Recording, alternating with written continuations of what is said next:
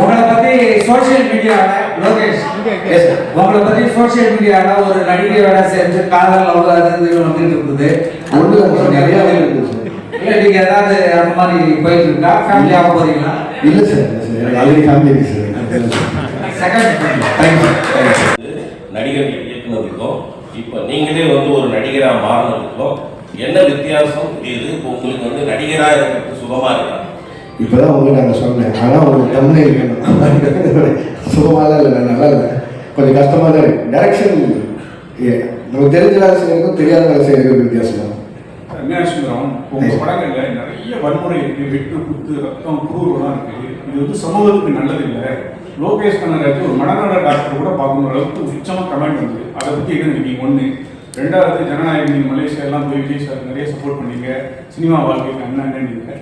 அடுத்து இந்த April May பிரச்சாரத்துக்காக போயிடலாம், அந்த அளவுக்கு சப்போர்ட் இருக்குமா?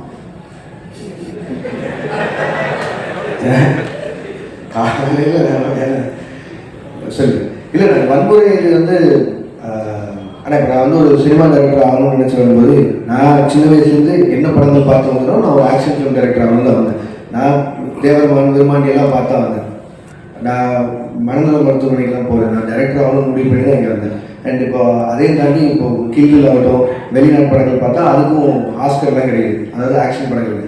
ஸோ இப்போ நம்ம இந்த ஜென்ரேஷனில் இருக்கவங்க எல்லாருமே கம்பேர் பண்ணுறதே கேம் ஆஃப் த்ரோன்ஸ் பார்க்குறாங்க, பிரேக்கிங் பேக், நெக்ஸ்ட் எல்லாத்தையும் பார்த்துறாங்க. ஸோ இதிலே 10 வருஷம் ஆயிடுச்சு இதெல்லாம் அப்படின்னா அவங்க ஆன் பார் நாங்கள் பார்க்குற வெப் சீரிஸ் அளவுக்கு இருக்கா அப்படிங்கிறதெல்லாம் கம்பேரிசன் வைக்கிறாங்க.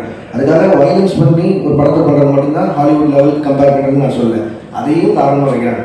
ஒரு 2.5 மணி நேரம் நீங்கள் தேட்டருக்குள்ளே வந்ததுக்கு நான் உங்களை என்கேஜாக வச்சுக்கணும்னு நினைக்கிறதே எனக்கு அவ்வளோ பெரிய சேலஞ்சாக இருக்குது. இதில் இந்த சோகால் வயலன்ஸ்லேயே சொல்ல முடியாது, அது ஒரு ஆக்ஷன் படம். எப்படி ஜாக்கி சாரை பார்த்தோம், எப்படி ப்ரூஸ்லி பார்த்தோம், அர்னால்டோ பார்த்தோம், அப்படியெல்லாம் பார்த்தோம். அதுக்கப்புறமா ரஜினி சார் பார்த்தோம், நம்ம கமல் சார் பார்த்தோம். எல்லா ஆக்ஷன் விஜயகாந்த் சாரோட ஒன் தேட்டரில் விடாமல் பார்த்தோம். இதெல்லாம் தான் ஒரு ஆக்ஷன் டைரக்டர் ஆகணும்னு மாற்றுறது. இது எப்படின்னா, இப்போ ஏதோ ஒரு பக்கம் பார்த்துட்டு இந்த மாதிரி நீங்கள் சொன்ன மாதிரி இன்ஃப்ளூயன்ஸ் ஆகி பண்ணுறாங்க அப்படின்னா அது அவ்வளோ ஈஸியாக அப்படி சொல்லி இது கடந்து போகிற விஷயம் இல்லை தானே.